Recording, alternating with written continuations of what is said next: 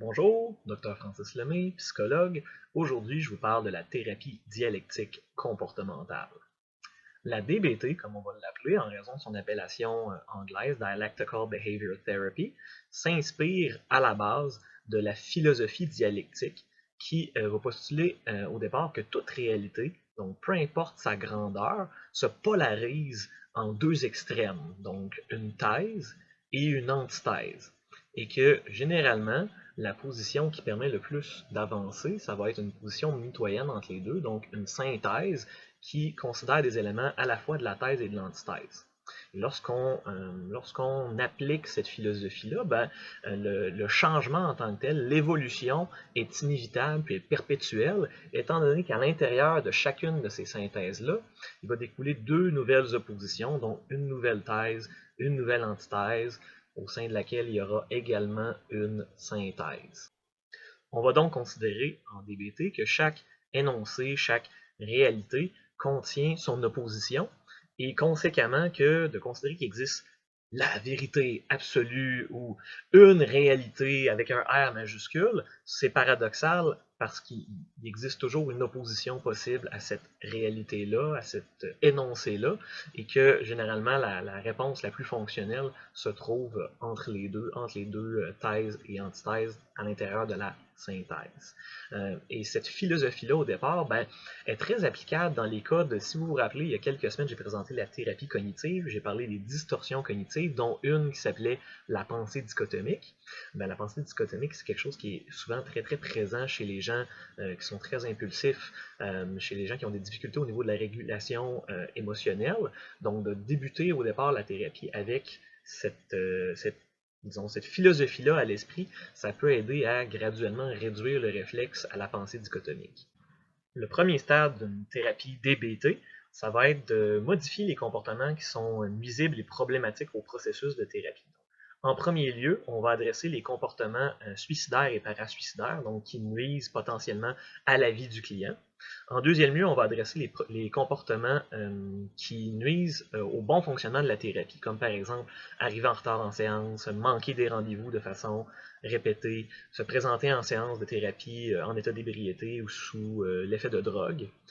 Puis ensuite, on va adresser les comportements qui nuisent à la qualité de vie d'une personne. Donc, les comportements qui vont, par exemple, entretenir un état dépressif, les comportements d'abus de substances dans le quotidien, les comportements qui vont faire en sorte que peut-être une personne perd successivement ses emplois et se retrouve éventuellement avec des problèmes de pauvreté excessive qui est difficile pour eux de fonctionner au quotidien.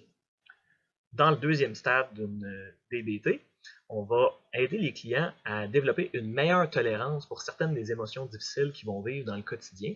Et la plupart du temps, on va faire ça par le biais d'exercices d'exposition. Donc, en DBT, on va assumer que lorsqu'on fait de l'exposition, le niveau de tolérance d'une personne aux émotions auxquelles on l'expose augmente. Au troisième stade de la thérapie, on va travailler des habiletés pour faire de la résolution de problèmes dans les sphères de la vie du client où il se pose des problèmes. Donc, la plupart du temps, ça va se situer peut-être au niveau des relations interpersonnelles, au niveau de l'estime de soi, au niveau du fonctionnement au travail ou au niveau de la régulation de l'humeur dans le quotidien. Puis dans le quatrième et dernier stade de la thérapie, l'objectif, ça va être d'aider le client à développer son aptitude au bien-être, puis à maintenir le bien-être, à lui donner un plus grand sentiment de liberté dans la vie et surtout de donner un sens, si on veut, à sa vie au quotidien pour que le maintien des aptitudes acquises au stade précédent soit appétitif pour le client, donc vale la peine d'être fait. Quand on parle de DBT, on se parle de thérapies qui vont durer quand même assez longtemps. Donc, la plupart du temps, la durée minimale d'une DBT, ça va être d'une année, puis parfois, ça s'échelonne sur plus longtemps que ça encore. Comprendrez donc qu'il y a plusieurs différentes techniques et stratégies qui peuvent être enseignées, travaillées, raffinées dans le cadre d'une thérapie de ce genre-là. Je vous en donne quelques exemples. Donc, au niveau de la régulation émotionnelle, des techniques qui peuvent être enseignées, ça pourrait être des exercices de pleine conscience ou de mindfulness. Développer l'aptitude à reconnaître et étiqueter et nommer les émotions au quotidien.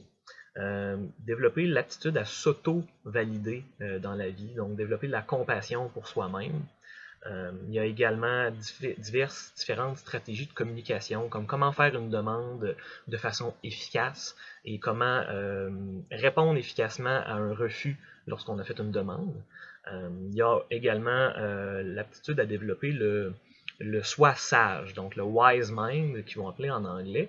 Donc encore là, dans la philosophie dialectique, on va considérer qu'une personne va avoir un soi rationnel, donc l'aptitude à penser, à réfléchir, à prévoir d'avance, puis il va également avoir un soi émotif, donc la tendance à réagir de façon un peu plus impulsive, donc sur le coup des émotions.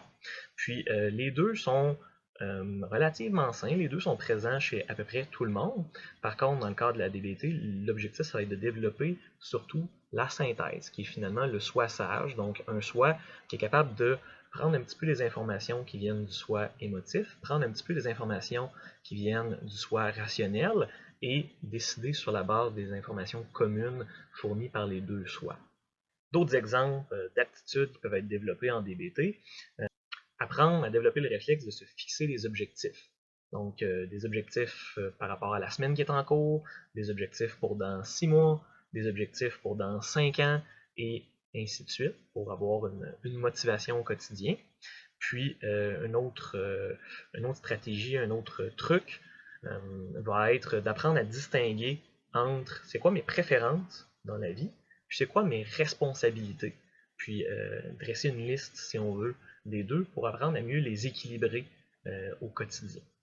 Il va y avoir plusieurs différentes métaphores, plusieurs différents paradoxes qui vont être présentés au client en DBT pour l'aider à cheminer dans le processus de thérapie, pour l'aider aussi à mieux réguler, à développer une meilleure tolérance pour certaines émotions. Ce qu'on sait par rapport à la DBT, c'est que c'est probablement le traitement le mieux validé pour le trouble de personnalité limite. Ça a également une bonne validation pour le traitement de certaines dépendances, pour la boulimie et en général pour les gens qui présentent un niveau d'impulsivité élevé. On sait aussi que c'est probablement le modèle de thérapie, sinon l'un des modèles de thérapie les plus efficaces pour la gestion du risque suicidaire. Et enfin, la DBT, bien qu'elle demeure une thérapie de type comportemental, donc une thérapie TCC, cognitive comportementale, dont l'un des objectifs est le changement des comportements, l'idée dialectique demeure ancrée au cœur de l'approche, comme quoi il y a un pôle, donc une thèse, qui est le changement de comportement, puis un autre pôle opposé, donc peut-être sa synthèse, qui est l'acceptation. Donc accepter qu'un client est comme il est, que le client apprenne aussi à s'accepter comme il est. Donc il y a certaines choses qu'on réussira peut-être pas à changer dans le cadre du traitement, et c'est très très important à ce niveau-là pour un thérapeute d'être, oui, de mettre des efforts pour essayer de changer les comportements du client, mais également de mettre des efforts pour valider le client dans ce qu'il est, dans ce qu'il est capable, dans ce qui est moins capable aussi, puis que le client apprenne aussi à se valider lui-même et à se donner le droit des fois de ne pas réussir, de ne pas toujours être capable de tout modifier. Je prends le temps de vous mentionner que je ne suis pas un expert en DBT. J'ai lu au sujet de la DBT, j'ai quand même pas mal lu à son sujet lors de mes études universitaires en psychologie.